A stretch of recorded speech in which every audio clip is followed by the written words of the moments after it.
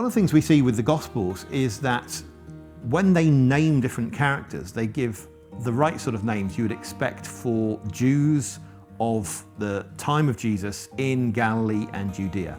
We know that there were lots of Jews in other places, in Alexandria and Egypt.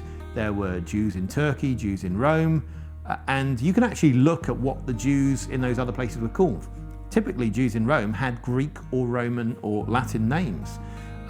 Out in Egypt, they had quite different names from what you find that they have in Judea and Galilee.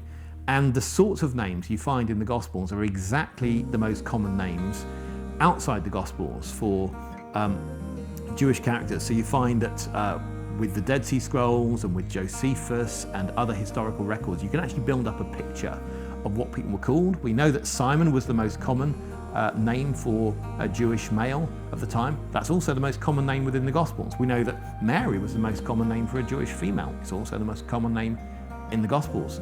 So these things really fit together, and it's in fact the case that all four Gospel writers have got the right sort of names, even though they have different names from each other.